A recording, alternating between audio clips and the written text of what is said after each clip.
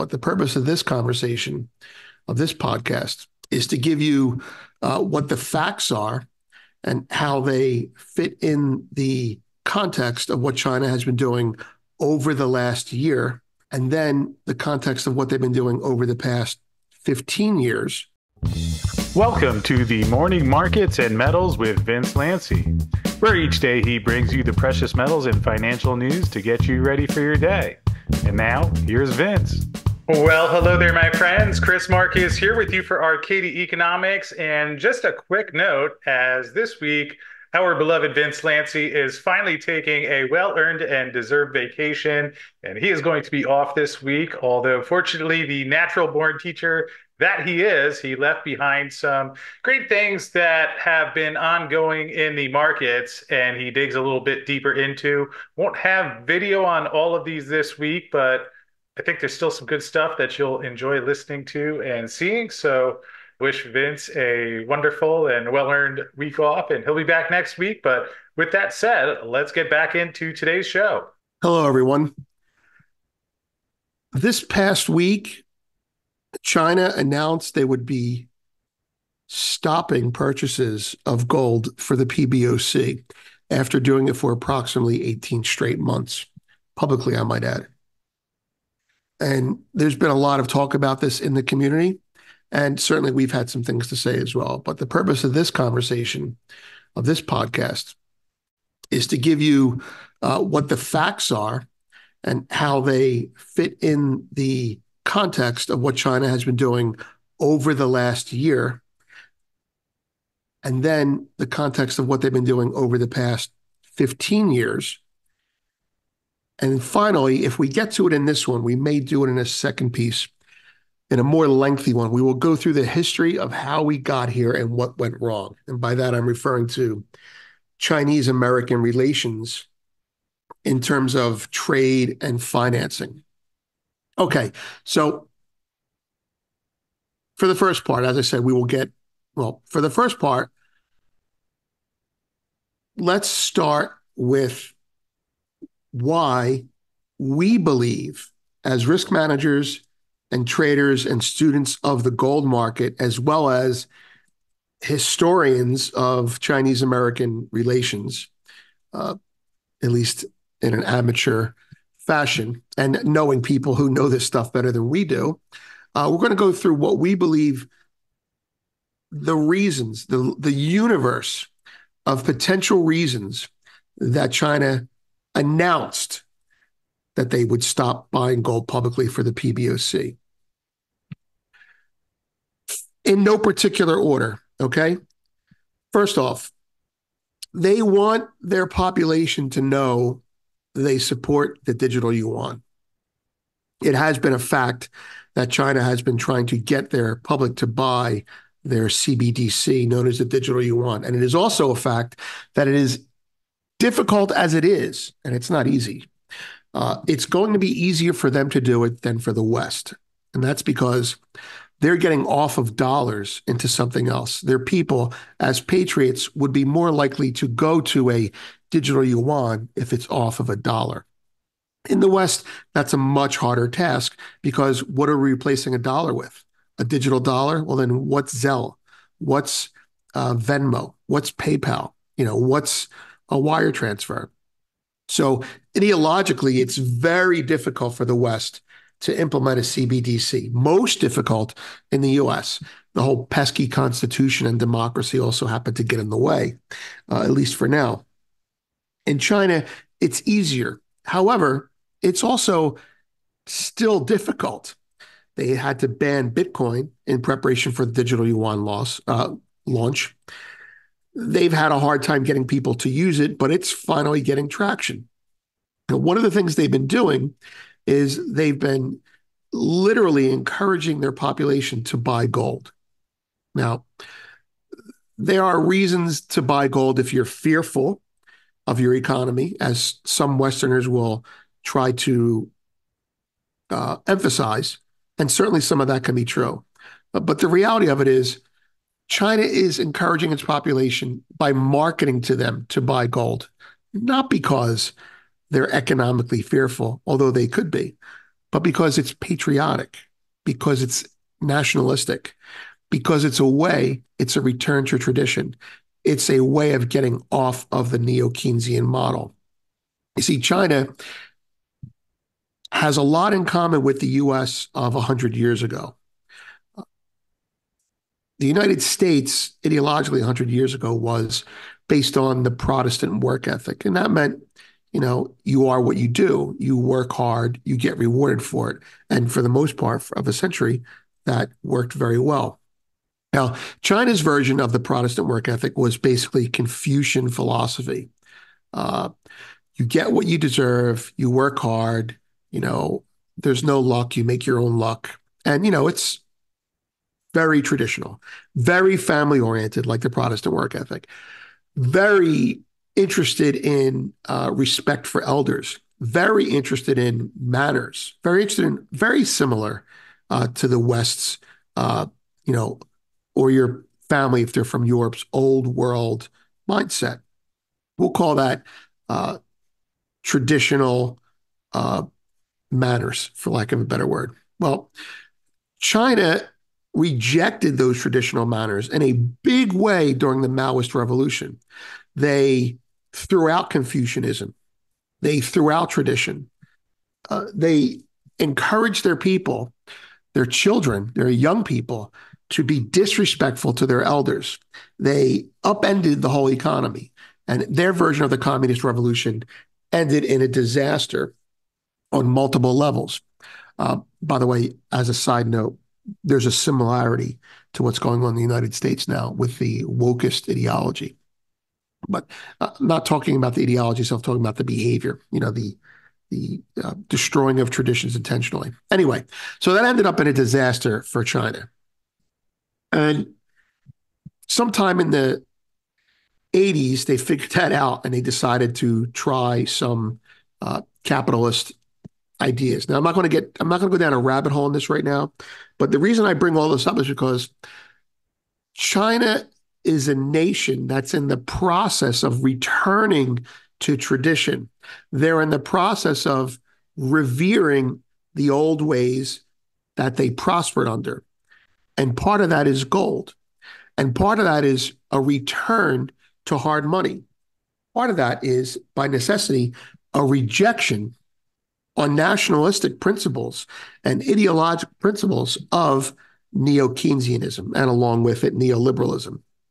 So they want their population to know they support the digital yuan. That's why they banned Bitcoin. Now, of course, they're forcing them that way as well. They don't have the freedom that we have, but we're in the process of becoming more like them than we know.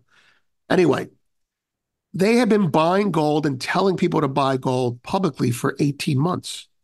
And the reason we'll get into why they did that in a minute, but the reason they stopped is because they're signaling to their people, literally, this is propaganda. And propaganda is not a four-letter word in China. They say it like it's a profession. They're telling their people the digital yuan is okay. Now, I believe the digital yuan will eventually be backed by gold, soft or hard. It is definitely convertible domestically, one way or the other. So anyway, that's reason one. They wanted their population to know they support the digital yuan. Now, admittedly, that's an esoteric reason. The other ones are more physical and more practical. Second reason, I think they want to buy the dip. And they're tired of buying it high, and they're tired of being front run. It's that simple. I think they're going to buy the dip. I don't think they're going to announce they're going to buy the dip, but they'll buy the dip. I believe they're going back to, on that note, they're going back to being more cagey and more clever in their purchases. It's not that they were stupid before. They were more transparent. Third, related but not the same thing. They didn't stop buying. They're just spoofing the market. They want it lower so they can buy immediately. Now, I don't think that's happening. I believe that their business partners in the BRICS are having a hard time buying it, so they're knocking it down for them. It's like a bad print. Next, another possibility.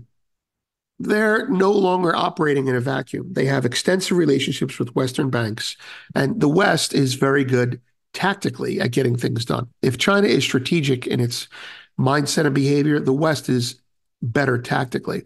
And so if you have a banker like JP Morgan or Bank of America, they're going to tell you, stop telling people you're going to buy it. Just buy it. And for that, they were told that if you want to buy it, you must play dead once in a while. And it reminds me of something someone said to me years ago, and that was, if you want to buy it, you have to sell it. And I would laugh at him. Like, what the hell does that mean? He goes, literally, you want to tell everyone you're selling it and then buy it. I'm like, but that's cheating. He goes, well, that's the way it works. All right. Next potential reason, they actually have enough. They actually have enough and they don't need any more. That sounds bearish for gold. Well, in a vacuum, it is. But what I'm about to get into means it's not. It's what they're doing with the gold now that matters. To add to that, India just repatriated a ton of gold. Tons of gold, I should say. Okay. Next reason. They do not want to get in the way of other BRICS who need to buy pre-BRICS summit in October of this year, like India and Turkey. Now, that may sound like complete speculation, but it is not. And I'll show you in part 2 and part 3 that these countries, these other BRICS countries, have a mandate to buy gold. And they don't buy when China's buying. And you also see that China doesn't buy when they buy. Recent evidence of that would be, to get ahead of myself here, would be China has reduced its buying over the last 2 months while India ramped it up. China announced they're done buying. Do you think India's done buying? Anyway, another reason, and this is a big one, but it's not obvious, but it is obvious if you pay attention to international law. Every so often, countries accuse each other of being currency manipulators, and they actually have tribunals or court on it. I don't know how it works, but they try and lay out their case, and then they get disproven. We accuse them, they accuse us. Some committee finds out it's true or not true, and we move on. It happened pretty recently as well, too. Now, one thing China is, if nothing else, is they make sure tables are cleaned, or I'm sorry, plates are cleaned before proceeding on to a new venture or a new portion of a venture. And this venture is to separate themselves from the US financially. And part of that venture is to buy as much gold as humanly possible, in my opinion. Another part of that is to not appear to do anything wrong. And that means satisfying international government agencies like the IMF. Look, they're not out to kill America. And even if they don't like us, they need us. They are, however, out to win over other countries with their fairness, their sense of fair play, their pricing, and their reputation as they're trying to build trust where we have left that vacuum. So China is trying to avoid international currency manipulator tag when the next shoe drops on whatever they're doing next. And the next shoe is dropping almost simultaneously, and that is the next stage of multipolarity, which is Enbridge. That'll be discussed in another podcast. All right, another potential reason.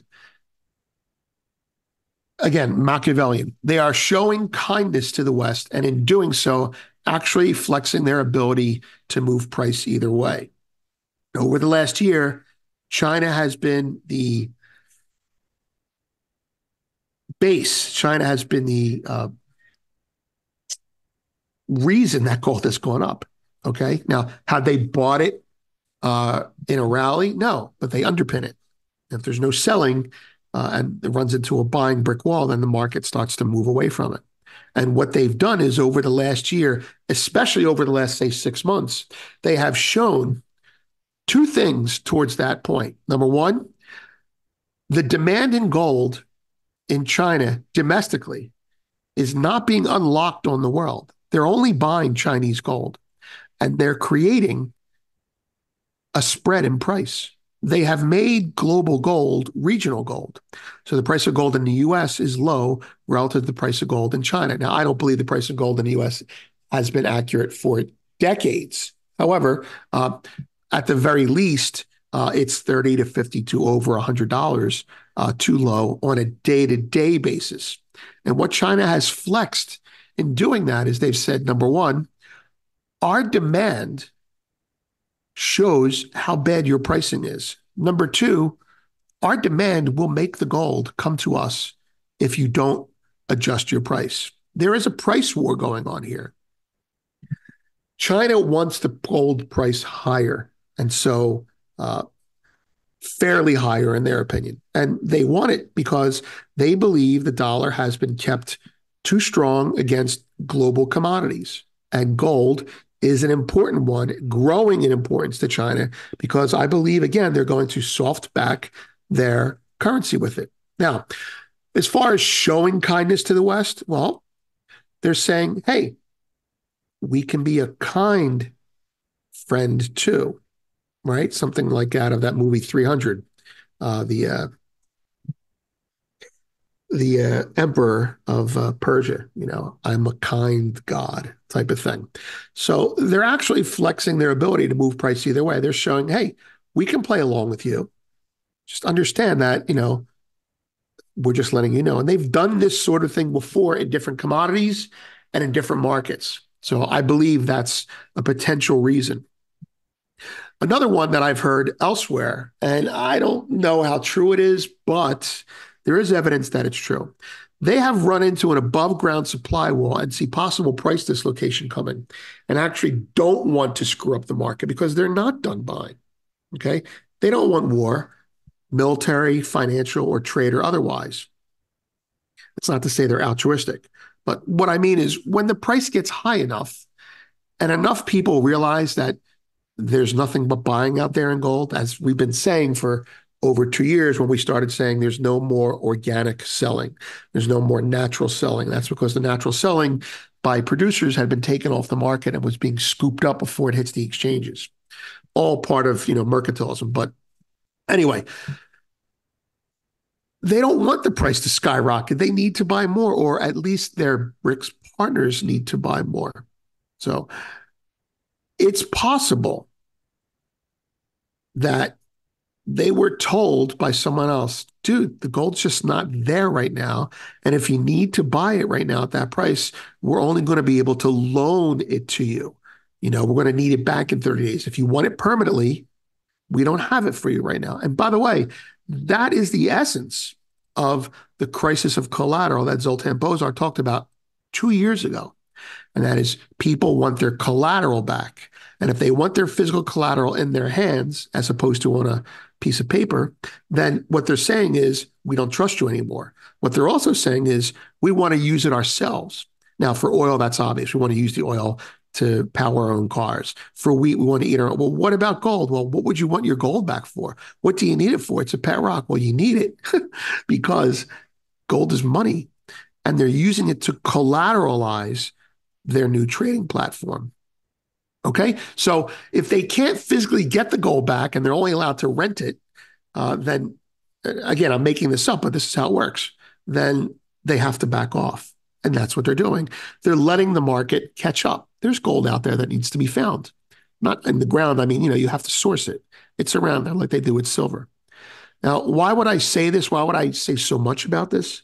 Because there's evidence that this is true. And the evidence is seen in the deliveries coming off of the COMEX. The gold on the COMEX, when silver stopped being drained down, gold started. Not only has gold started, gold has exceeded in percentage terms what's come out of the COMEX silver. And it's accelerated. 2 or 3 months ago, to give you a tactical moment to prove that, 2 or 3 months ago on expiration day, literally, we'll call it last notice day, the day that the future goes away and it goes to spot. A bank, a bullion bank, bought and covered shorts. And that's not impossible, but it's unheard of. You don't wait to the last minute. And when you do that, what you're saying factually is, we would rather cover the short than deliver the physical bullion we have. It says we want to keep the gold in-house because they have the gold. Now, in subsequent months and subsequent weeks after that, the behavior on the COMEX has gotten even more bizarre. Now, it's easier to see in silver, but the behavior is kind of like this. There is an aspect of trading we used to call curb trading. And curb trading is when you trade exchange related prices, but you trade them OTC and you trade them on the QT and then you post them later. Now it's not, it's easy to abuse and it's not usually done unless there's a problem. It's an infrequently done thing. Now I have been involved in these three times. Two I can talk about. I'll give you an example. In natural gas, the futures were expiring. They expired. And due to my own accounting error, I was short a natural gas contract. I was panicking. I didn't have natural gas to deliver. And my clearinghouse said, Vince, you're short natural gas. What are you doing? And so I literally went to the exchange right away. And I said, guys, this is a mistake. Now the contract was gone. It was over and done with. And the exchange was in the process of matching up the longs with the shorts for literal deliveries. And I went to the guy running the exchange, very nice man, Joseph Rye, if I remember correctly.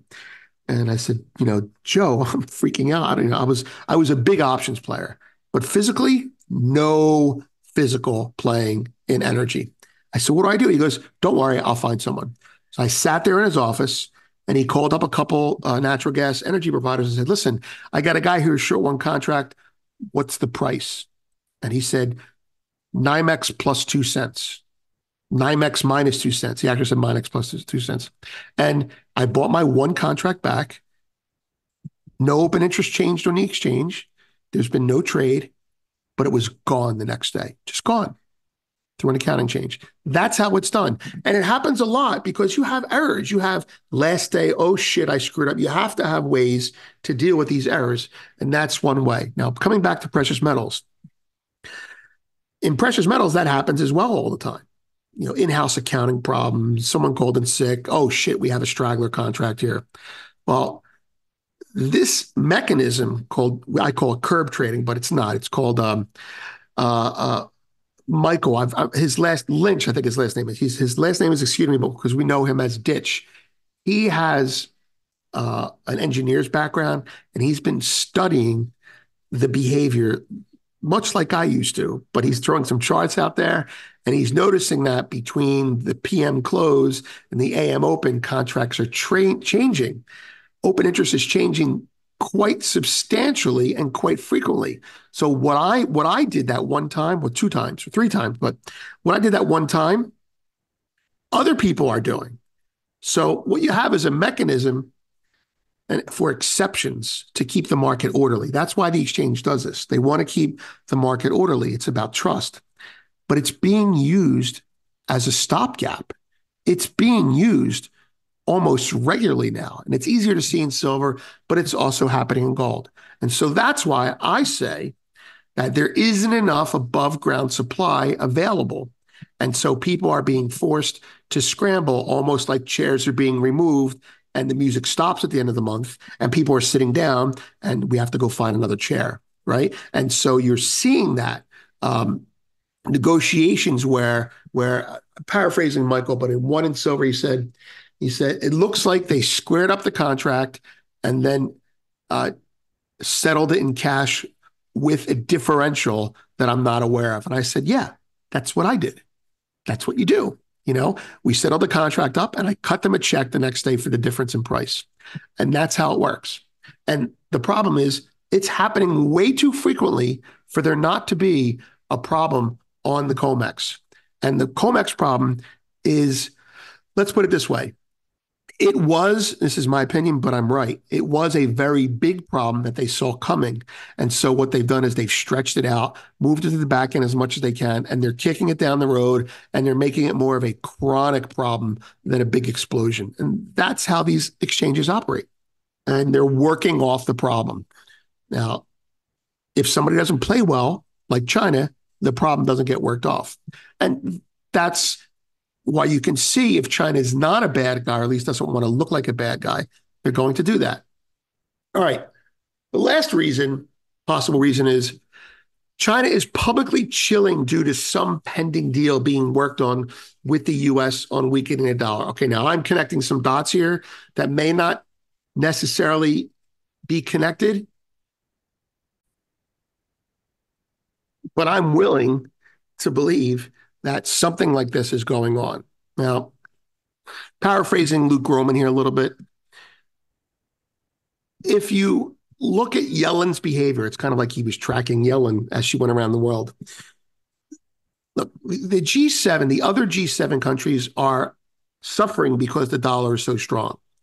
And that's in part because interest rates are high and Powell refuses to lower them until inflation is under control. Now, this is kind of upsetting trade partners. And now, as evidenced in the previous conversation, it's upsetting Yellen. Okay. Yellen is accusing China of making goods too cheaply now, which is insane. But the point is,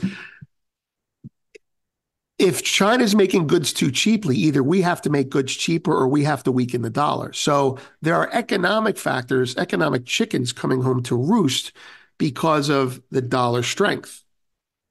Look, if the world was dependent on a mercantile economy right now, we get crushed. The dollar's too strong. We can't sell anything. China's currency is weak. It's not incredibly weak, but they have a current account surplus. And all they're going to be able to do is keep selling stuff to everyone. So we need a weaker dollar. And that runs into something like the Plaza Accord. And the Plaza Accord, the other nations were complaining about the strong dollar. And so we work together to weaken it in a coordinated way. Now, that means we weaken the dollar on our terms. Maybe it meant they had to buy some more bonds. Who knows? But the point is, nobody's on the same page now. And so Yellen, coming back to Luke's phrase, running around the world, was trying to work out a Plaza 2.0 agreement where the dollar would be weakened under our terms, which probably meant buy more treasuries. Again, I'm speculating. Now, in an imagined conversation between her and Xi, it was like this: "Hey, you have to weaken the yuan, and he's like, well, why would I do that? As well, you have these economic problems. And he's like, well, don't worry about our economic problems. We're taking care of them. And then she says, well, you also have all this idle factory work. You have a deflationary crisis, and you can't be making goods and dumping them at a cheap price. That's not fair. A little bit of poetic license there.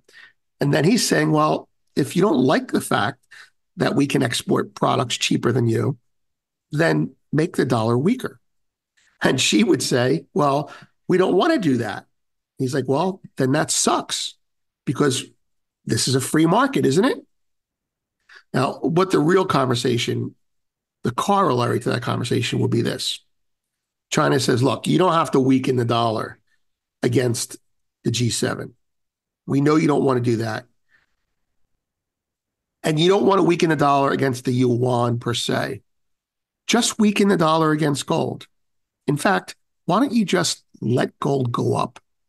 We've already demonstrated to you people that we have the demand right now, and gold can go a lot higher if I don't pull my punches. And right now I'm pulling my punches. So why don't you guys let gold go higher? We'll give you your Plaza 2.0 agreement, but part of the deal is gold goes higher. And you know what? We'll buy some treasuries too, but gold has to go higher. Now, the U.S. doesn't like that because if gold goes higher, then that's a competitor to the dollar. See, the dollar is the global reserve currency. The yuan has nothing to lose because it's coming out of the box. So to restate, China is publicly chilling due to some pending deal or discussion being worked on with the U.S. on weakening the dollar. Admittedly, I'm making that up, but the pieces are there. The question is, are they making progress? And it is quite possible that progress has been made where the U.S. said, you know what, we'll let gold go up a little bit. We even tell our bullion banks to raise their targets on it, but not that fast and not that high. And now we're in a situation where China says, all right, you've honored your commitment, whatever their commitment was 3 months ago. And so now we'll stop buying and we'll get the price down because we're nice guys and we want to buy it for ourselves. Now, those are the reasons. There's about 10 of them that I think could be driving China's decision to get out of gold purchases publicly for the PBOC at the moment. I'm going to go into evidence, observational evidence that supports what I just said, and that would be the patterns behind how China buys gold historically and currently. That will be the to-do list that they and all the BRICS have, how it pertains to gold and how it pertains to M-Trade, which is being launched now, and a couple other things. But there's one other thing I want to say. I want to make the U.S.'s case here. You can't discount this as being not true at all. China genuinely could have problems that are bigger than we understand. Let me just take it from the U.S. Perspective. China has ghost towns. They've built real estate. Nobody's living in the real estate. The property values have crashed. They're in a crisis. That's been their only driver of their economy. We're not buying goods from them anymore, right? The economy slowed down globally. All they're doing is spending money supporting an economic infrastructure that's not even really doing anything to generate income for them now. So they have a problem.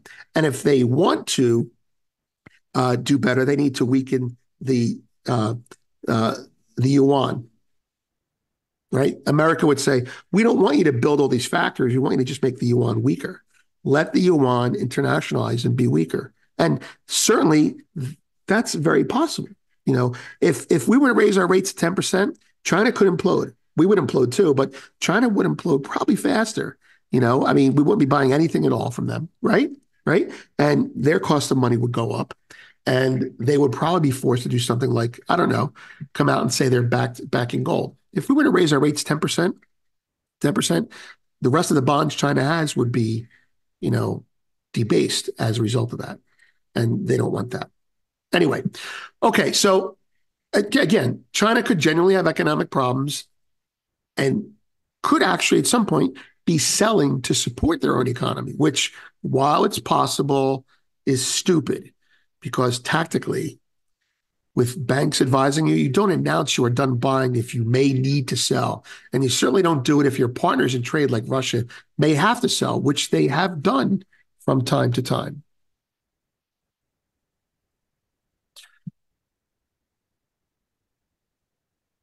All right, moving on to the next section.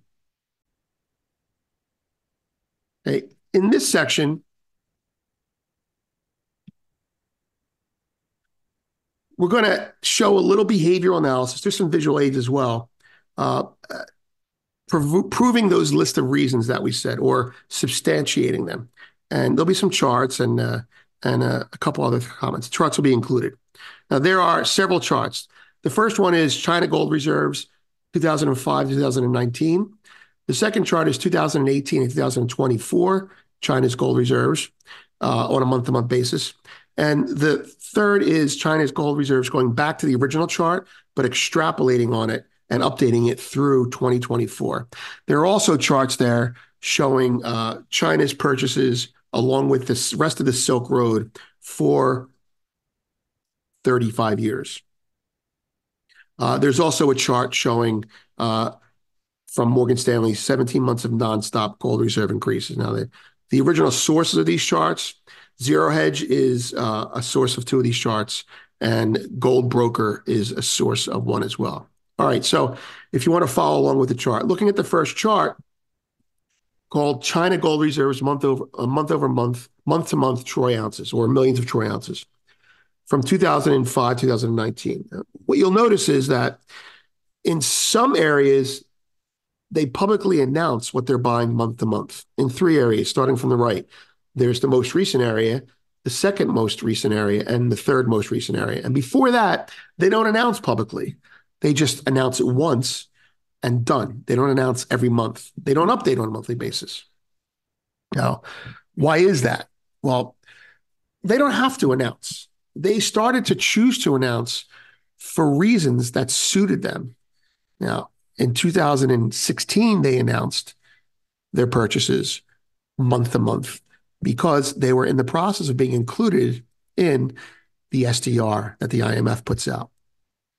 In 2011, Other years, I can't see it, it's too small right now. In other years, they also announced. I don't know specifically what the situation was there, but they did announce. I'm sure it was political. Now, in the most current event, I will tell you that they announced and are being very transparent about their purchases because their BRICS partners want to see it. They're being transparent to gain trust. That's what China does. All right? Before they needed anything from you, they just did what they want when they wanted to do it. They announced it once a year. They didn't want to make a big deal out of it. Okay. Second chart, it's a Bloomberg chart. China splurges on gold for a 16-month run. Nation has been adding bullion to diversify financial reserves. So here they are on a 16-month run, starting in 2022 through 2024. And this isn't completely current, but you get the idea, right? It's 12 months in 2023. It's 3 months, 4 months in 2024. And it's a couple months in 2022. That's when they started buying again. And that's when they started buying publicly. The question is, why so publicly? Now, they bought publicly, you can see on that chart, in 2018, 2019, but it wasn't for 16 months, and it certainly wasn't as steep of a line. They didn't buy as much. So why the increase in purchasing volume? And why the increase in transparency? And why the increase in literal volume? Well, that's what we're telling you they're doing. We're going to tell you why. The third chart is that first chart that Zero Hedge had. We reversed it and put it in black. 2005, 2024, approximate. We just connected the line. We drew it out and extrapolated. Look at the period of time that they've been buying gold. Just look at the slope of it as well. Okay. It's a steeper slope than the other times they announce month to month. Again, why would they be so transparent? Next chart, the Silk Road Gold Demand Chart. This is Gold Broker. Now, it doesn't show up well on my screen. I'm having a hard time sourcing the original. But what you'll notice is that everyone's been buying gold forever. Now, the scale may be a little bit wonky there, but what you'll find out is that, India is in green, Turkey is in purple, Russia is in blue, and China is in red. You'll notice that China's purchases have been, at least publicly, right, have been almost non-existent until 2008, 2009. And I'm going to explain later on, that's because China was neo-Keynesian during that time frame. They were on board with us. So what happened in 2008, 2009? Exactly. The great financial crisis did. And I have anecdotal evidence from a Chinese national, specifically Bai Zhaojun, that tells me what happened during then. And I've written it up in a post, in a detailed post, and we'll mention it again as we go along. But there you have it, okay? Something, we talk about what changed in 1971. What happened in 2009, right? And during COVID, they didn't buy as much or any at all because, let's face it, everyone was struggling. Next chart, called Chart 8, 17 months of nonstop gold reserve increases. Well, there you go. That is through, it looks like, well, it's relatively recent, but it's not as, I don't think it's updated as I want it to be. Okay. So actually it's through 3 months, maybe 4 months of 2024. I thought this was very current. I'm just looking at it wrong. Okay. Well, there you have it. And by the way, last month they bought as well, but just not as much. Okay, so before we're going to talk about the change in 2009 in detail in another post, but what I want to focus on now is come back to the immediate. Right? See, if you want to know why China continues to buy gold and probably why they stopped it, it helps to understand what the marching orders were coming out of the BRICS summit in 2023. August 2023. Now we have documentation proving this, and conversations with Bai also confirm it. But you have a BRICS summit coming up in October of this year, right before our election, by the way. what's important is, if you remember the BRICS summit in 2023, there was a lot of hype and news, or not even news, it was hype. They're going to have a single currency. They're not going to have a single currency. Well, every time you heard they were having a single currency, that was Russian propaganda coming out and, pushing the news. And China was tamping it down. China would say, no, that's not going to happen, right? And that's them playing good cop and bad cop against the rest of the world. And, people who got their hopes up, hoping that there'd be a BRICS coin, were actually disappointed by what came out of it. Well, here's what factually came out of it. All right. The BRICS summit ended with each potential member nation getting its marching orders to execute and do before the next summit this year.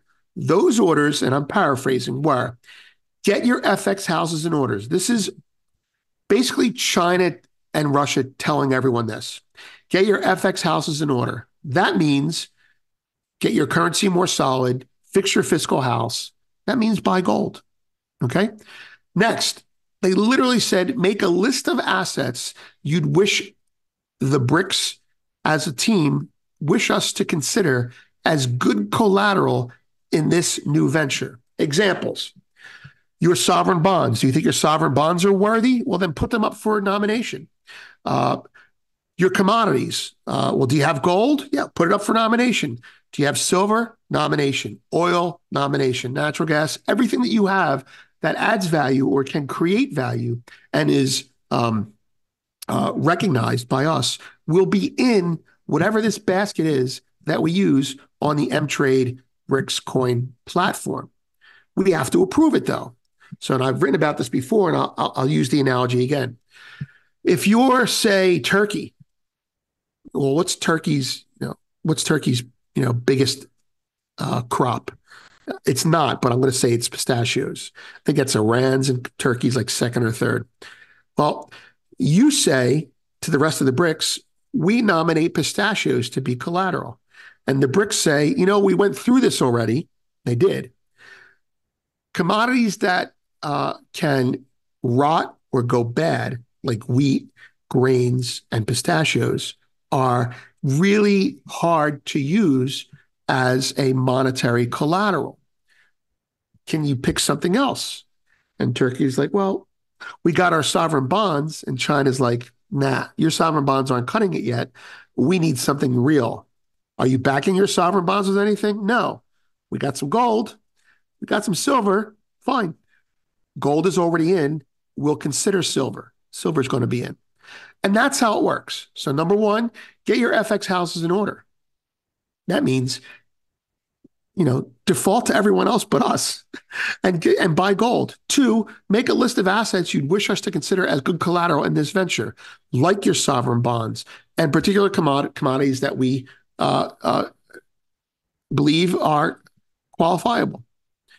And then we also want you to submit any ideas, platforms, or technology that you'd like to be considered for connectivity to the central system, whatever that hub may be, and the hub, wherever that hub may be. And that hub is the M-Trade platform, which we talked about in a recent video, and we'll include that in this as well, a clip explaining this part.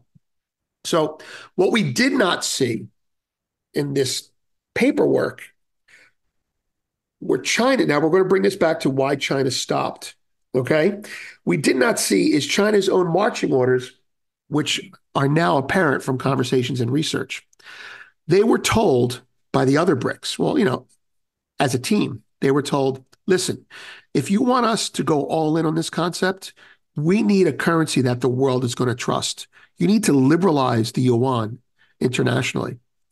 Weaken it versus the dollar, not necessarily versus everything else. It's way too strong for other BRICS to handle. See, a strong yuan versus the dollar hurts the other BRICS currencies, okay? And it has a small float, the yuan. Doesn't mean there's not a lot of it, just means there's a small float internationally, and that can encourage foreign attack. So as a country that's considering using the yuan, it's worried about liquidity attacks. So they want the yuan, the renminbi, right, to be liberalized internationally. Now, understand that Forever, China was against that, forever. And that's because internationalizing your currency makes you potential hostage or victim to bad players. And so that's why they have an onshore and an offshore yuan. And that's the reason they've done that is because they have some scar tissue of being invaded. They have some scar tissue of being taken advantage of. And as a result, they have a closed society in more ways than one. But that started to change after the 2023 BRICS summit. After the 2023 BRICS summit, they liberalized gold ownership. They allowed citizens to connect their personal yuan savings accounts to gold. So they can swap gold for yuan back and forth day to day, like going from checking to savings. That's not something you can do in the US, right? So you can literally buy physical gold, although you're not seeing it in your hands that way. Second, they're creating more trade zones. They're called, I forget what they're called. Let's call them trade zones for now.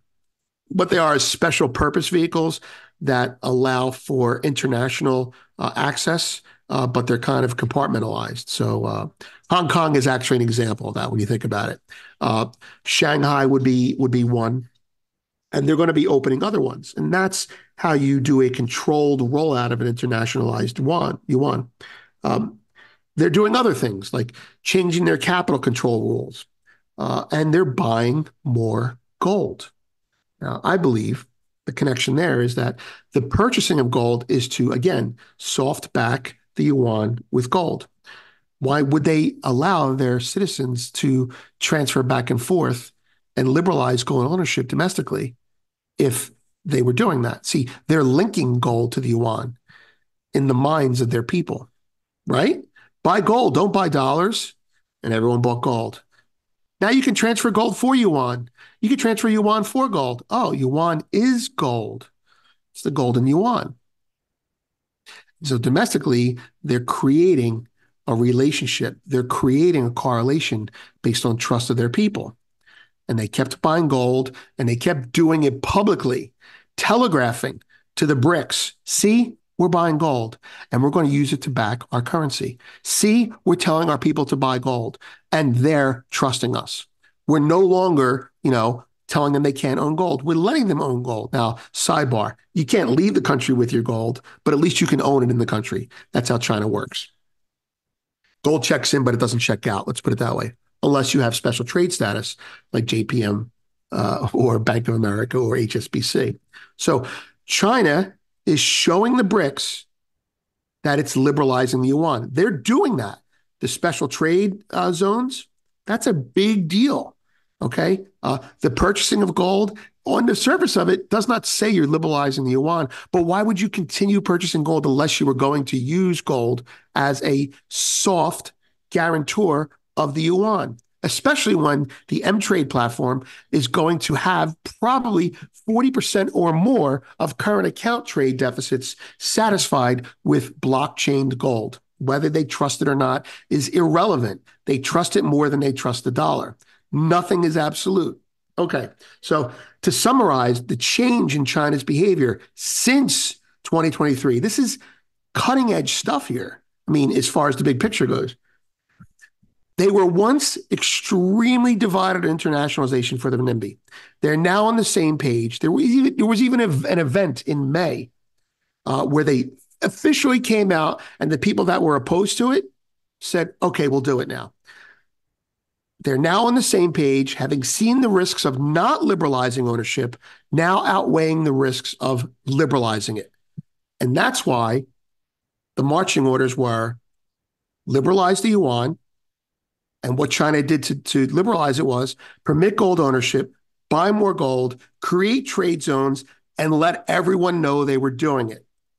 And they stopped publicly to let everyone know they were done buying for now. And when did they stop publicly?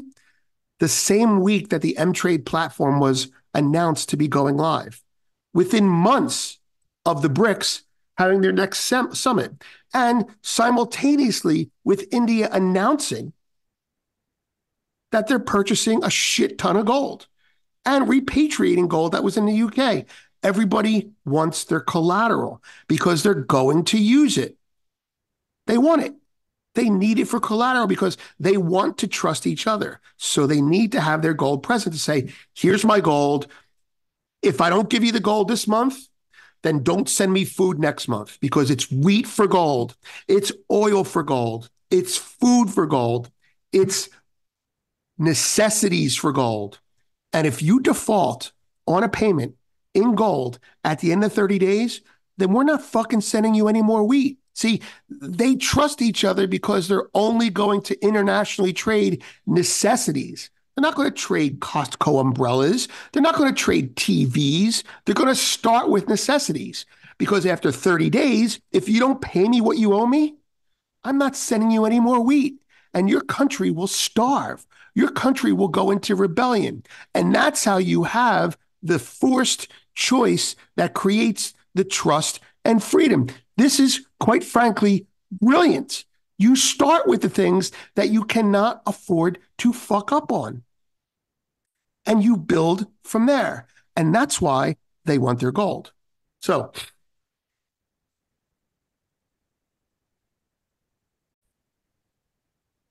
to re-summarize the first two sections, I believe there are many potential reasons that are sincere, some are Machiavellian, but all are positive for gold on the world stage. What gold did that month or that day or that week doesn't matter. Now, I'm going to add something in here that you may not know. One of the things that has hurt countries that wanted to use gold is the fact that we could knock the price of gold down. And when you knock the price of gold down on a smaller country like Turkey, like Argentina, or like Venezuela, they're not small, but they were stressed, you force them to default on loans, right? And that's a mechanism that the West uses, intentionally or not, to keep countries in line. If we knock the price of gold down $100 and you can't make your payment to us, the IMF knocks on your door and you give them your gold and you default, you lose your gold. It happened. Venezuelan gold was confiscated by England. Venezuelan gold was forfeited in a separate transaction to Goldman Sachs because they couldn't make payments and Goldman hedged it. This happened. It happens all the time. It's how the IMF operates. Okay? The price of gold is kept down to keep countries in line. Now, how did the BRICS reconcile this? Quite easily, actually, provided they all trust each other. The way to reconcile this is you stop looking at the day-to-day price changes in gold. You stop looking at the chart. You stop looking at the tape. You start looking at it over a period of time. Because we all know over a period of time, you can buy a good suit with an ounce of gold over a period of time, okay? Day-to-day doesn't matter, right? So if you're a member of the BRICS Union, for lack of a better word, if gold drops $100 in one day, we're not going to hold you to that. If you have on that day, let's say you have to set up on the BRICS platform, we're going to use a moving average. Maybe it's 30 days, maybe it's 60 days, maybe it's a year. But the point is a 1 day or 1 week move will not substantially hurt your financial situation because we're not using the US's way to price assets anymore. We're taking a longer term, more settled approach. Now, why would a small country do this? A small country would do this because, shit, they're giving up the upside for stability, right? It's like giving a small country or a country that's under a lot of stress a put option. If the price of gold goes down, it's only going to affect me a little tiny bit.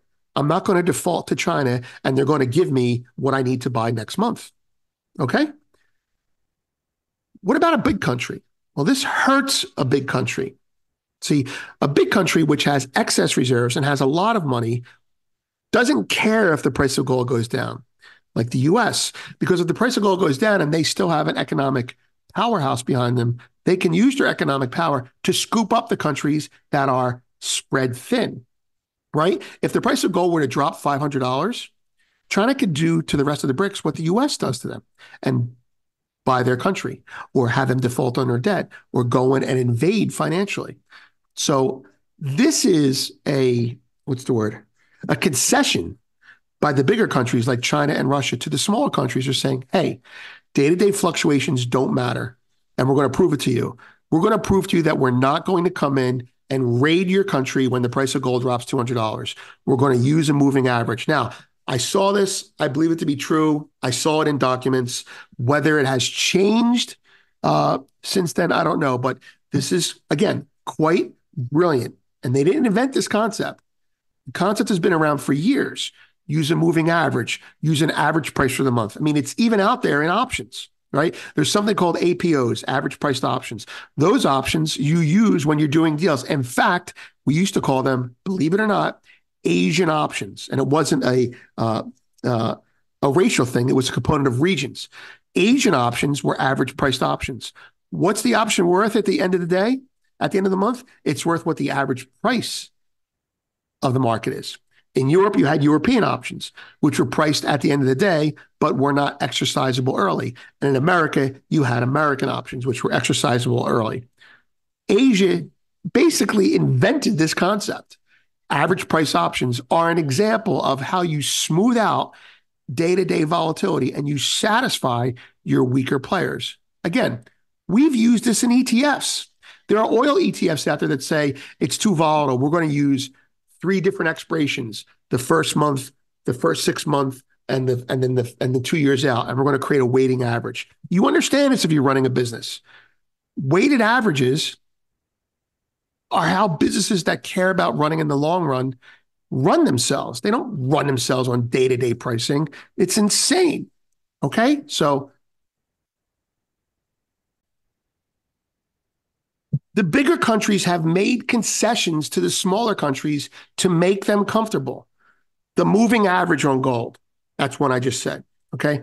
Second, they're showing that they're buying gold. Third, they liberalized the yuan. Russia, I don't know what Russia's doing. Russia's not the leader on this, okay?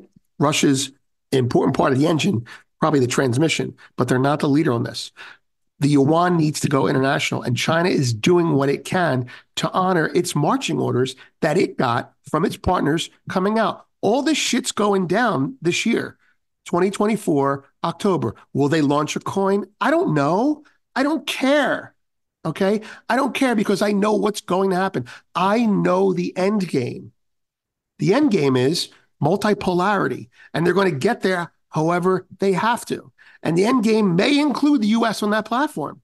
The end game may include U.S. banks on that platform, but it will not include dollars. And if it includes dollars, that's a blow. That will be seen as a major problem. The world is changing. China's not fucking around here, guys. It's going to happen. It's happening right now. So when they stop buying gold, that's because they're doing something with it. And they ain't stopped buying it anyway. Okay, so that's it. The conclusions for part 1 are China's 2023 purchases of gold, the first since 2019, have been very public. Okay? They liberalized gold ownership. They're liberalizing the yuan internationally. Their stoppage of gold purchases is probably almost definitely not a bad thing. Okay? Could it be a bad thing? Yes, but it's not. Now, there's another section I want to get to, and I'll do it in another podcast. But for that section, we're going to concern ourselves with the history and how we got here. And what we're going to cover is 1998, 2016. We'll call that the golden age of the dollar in China's eyes, where gold was seen as a decoration. We're going to focus on then the 1998 Asian financial crisis and the lesson China learned from it. They weren't involved in it. And then we're going to touch on the 2008 Great Financial Crisis and how China asked for some things it never got. And in 2009, how their long-term strategy changed when that ramped up, when the gold buying ramped up. And then we're going to look at the 2008, 2022, the domestic battle in China for de-dollarization. And then 2013, Xi Jinping comes to power. 2016, they qualify for the IMF. Xi's legacy, he wants it to be multipolar. 2022, China restarts its gold strategy. 2023, yuan internationalization begins. BRICS summit marching orders, which I just gave you most of that right now. The yuan's going to hit the main stage. The yuan's going to hit the main stage. And 2024, frankly, the process has accelerated.